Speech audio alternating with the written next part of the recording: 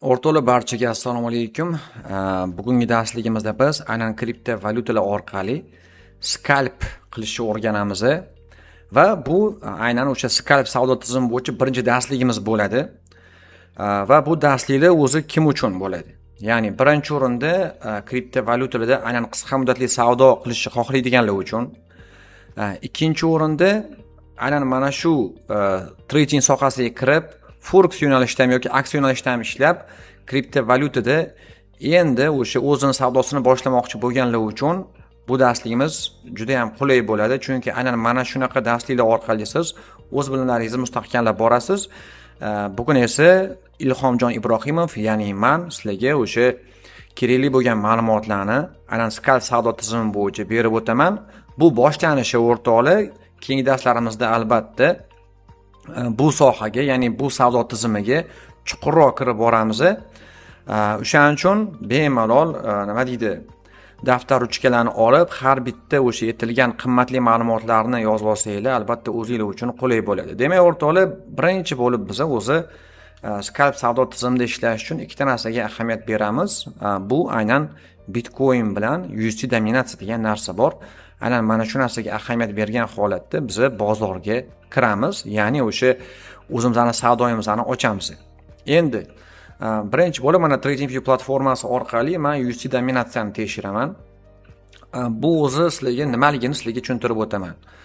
USD dominatsiya bu nima degani? Ya'ni odamlar USD sotib olishyaptimi yoki uni sotishyaptimi degan savolga javob berishimiz kerak bo'ladi. USD bu nima degani? Ko'pchilik agar bilmaydigan bo'lsa tushuntirib o'taman. Bu dollar ko'rinishidagi kriptovalyuta. Aynan mana shu USD dominatsiya orqali butun kripto bozor harakat qiladi. Ya'ni aynan mana shu dominatsiya ko'tarilish tushishiga qarab boshqa bir kriptovalyutalarning narxlarini keskin ko'tarilishi yoki keskin tushishi ham aniqlanadi. USD dominatsiya yuqorida aytganimdek o'sha dollar ko'rinishidagi kriptovalyuta deb aytdim.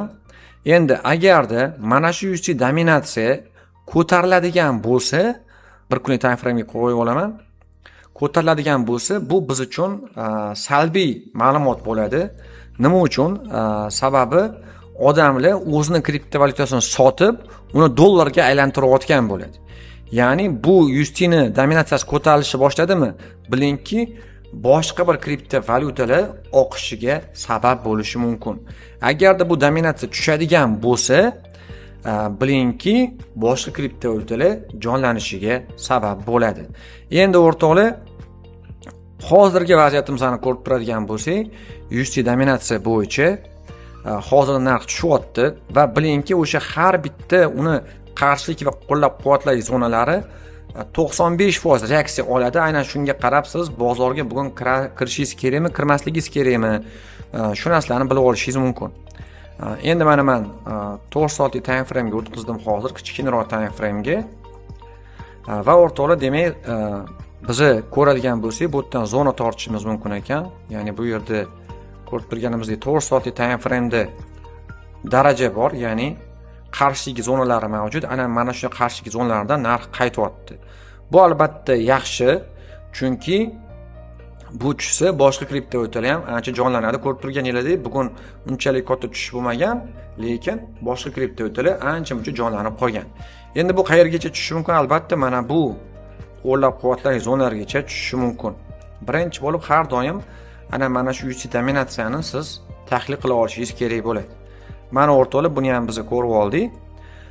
Va shundan so'ng bizani keyingi e'tibor qaratadigan jihatimiz kichkinaroq time framelarni qaraymiz. Ya'ni ular aynan o'sha qanaqa holatdaligini ko'rib olamiz. Demak, ko'rib turganimizdek kichkina time framelarda, ya'ni lokal trend bo'yicha bizani trendimizni ozgina mana bu joydan reaksiya olgan ekan, ya'ni bu yerda zona hosil qilgan ekan. Mana, lekin umumiy olib qaraydigan bo'lsak, bozor baribir tushyapti, ya'ni tushuvchi trendda. Bu esa bizga o'z o'rnida yaxshi belgini beradi o'sha bozorga kirishimiz uchun. Demak, o'rtoqlar, qisqacha xulosa qilib aytadigan bo'lsak, aynan USD dominatsiya ko'tariladigan bo'lsa, bu salbiy ma'lumot, ya'ni bozor juda ham xavfli bo'ladi. Agar USD dominatsiya tushadigan bo'lsa, Demak, bozorga bemalol kirib, o'sha qisqa muddatli savdolarni ham, o'rta muddatli savdolarni ham qilish mumkin degani. Endi o'rtoqlar, UST dominatsiyani ko'rganimizdan keyin bizda shunaqa paytlar ham bo'lib qoladiki, UST dominatsiya tushgani bilan, lekin boshqa bir kriptovalyutalar ko'tarilmaydi, ya'ni jonlanmaydi. Endi unda nima qilamiz deydigan bo'lsak, bizda ikkinchi yana bir ko'rsatkich bor, bu Bitcoin dominatsiyasi deyiladi. Bitcoin dominatsiyasi. Ya'ni o'sha bozordagi investorlar ko'proq Bitcoinga sarmoya kiritishyaptimi yoki altcoinlaganmi? Aynan mana shu narsa bizga javob bo'ladi.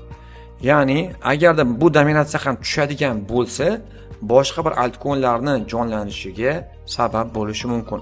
Ya'ni Bitcoin qimirlamagan taqdirda ham Bitcoin dominatsiya tushadigan bo'lsa va UST dominatsiya ham tushadigan bo'lsa, bu albatta bozorga ijobiy signaldan dalolat beradi. Va ko'rib turganimizdek, mana bir kunlik time frame bo'yicha bu tushib, bugungi kunda ozgina ko'tarilyapti, lekin unaqa katta ko'tarilish mavjud emas. Mana ko'rib turganimizdek 59% ekan. Endi agarda bu ortadigan bo'lsa, 59.40, 59.60larga ortadigan bo'lsa, demak ko'proq investorlar aynan Bitcoinga sarmoya kiritishyapti degan ma'noni bildiradi.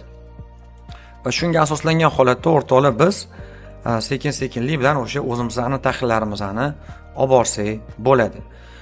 Va o'rtoqlar, shuni aytib o'tishim mumkinki, endi keyingi bizani tekshiradigan ko'rsatkichimiz bu Bitcoinning o'zi. Ya'ni har doim bilingki, aynan o'sha savdoga kirishdan oldin Bitcoinga bitta qarab qo'yish kerak. Ya'ni Bitcoin o'zi holati qanaqa? Agarda Bitcoin tushadigan bo'lsa, boshqa bir kriptovalyutalar ham tushish ehtimolligi juda yuqori bo'ladi. Mana o'rtoqlar, Bitcoinni ochib oldim. Bir kunlik time frame bo'yicha ko'rib turganimizdek, u kecha yaxshigina tushib bergan. Mana bugungi narximiz bizani 63.000. Bugun ko'tarilyapti. Unaqa yomon emas ko'rsatkich.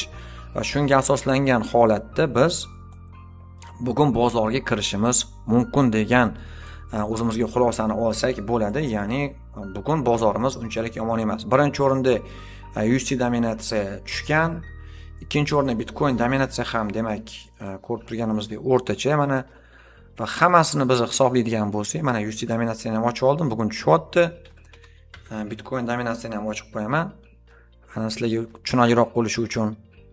Bitcoin dominatsiya ham agar tushadigan bo'lsa, albatta bu bizga ijobiy signaldan dalolat beradi. Endi bu ham Bitcoinga qarab ozgina ko'tarilayotgan ekan, 59%, ya'ni bozorda hozirda yetakchi Bitcoin dominatsiya. Agarda bu 50 gacha tushsa, 48, 47 ga tushib ketadigan bo'lsa, ko'proq odamlar boshqa bir kriptovalyutaga sarmoya kiritishyapti degan ma'noni bildiradi va shunga asoslangan holatda o'rtoqlar biz bugun bozorga kirishimiz kerakmi, kerak emasmi deb xulosa qilsak bo'ladi. Endi kerakli maslaga o'sha birinchi darsligimizning xulosasini berib o'taman. Ya'ni biz bozorga qaysi vaqtda kirishimiz maqsadga muvofiq Bitcoin UST dominatsiyalarga qarab qanday qilib o'zimizga xulosa olsak bo'ladi. Kelinglar, mana shuni sizlarga men qisqacha aytib o'taman. Demak, birinchisi tekshiradiganimiz bu UST dominatsiya. Endi UST dominatsiya birinchi o'rinda bizga nima qilish kerak ekan? Tushish kerak ekan. Mana pastga qarab tushish kerak. Ikkinchi o'rinda Bitcoin dominatsiya. Bitcoin dominatsiya ham bizda tushish kerak yoki neytral zonada bo'lishi kerak. Mana. Endi undan tashqari Bitcoinning o'zi ham agar qimirlamasa, ya'ni tepaga ham chiqmasa, pastga ham tushmasa, bitta zonada turgan taqdirda ham bozorga kirishga qanaqadir imkon bor degani. Demak, yoki u ko'tarilishi kerak bizga, yoki-da qimirlamasdan turishi kerak. Va aynan o'sha paytda ya'ni biz kiradigan kriptovalyutalar, ya'ni ularni biz umumiy kriptovalyutalarni altcoinlar deb ataymiz, aynan mana shu altcoinlarni ko'tarilishiga sababchi bo'ladi. Endi agarda bu ko'tariladigan bo'lsa, demak bozorga kirishimiz xavfliroq bo'ladi. Shunaqa vaziyat bo'lishi mumkinki, bizda UST dominatsiya tushishi mumkin. UST dominatsiya tushgan taqdirda ham bizda Bitcoin dominatsiyasi ko'tarilishi mumkin. Demak, shunaqa holat ham bo'lishi mumkin ekan. Ya'ni UST dominatsiya mana tushyapti. Bitcoin dominatsiyamiz esa ko'tarilyapti. Va bunaqa paytda altcoinlarni qimirlashi o'rtoqli ancha-muncha sekin bo'ladi. Ya'ni qiyinroq bo'ladi. O'shaning uchun ko'pincha ular yo tushadi yoki neytralniy bo'lib faqatgina bitta joyda qotib turadi. Va o'rtoqlar, mana bugungi darsimiz bo'yicha bu qisqacha xulosamiz. Va o'rtoqlar, agarda ma'lumotlarimiz foydali bo'lgan bo'lsa, men sizlarga qisqacha darsliklar joylab boraman. Albatta like bosib qo'yinglar.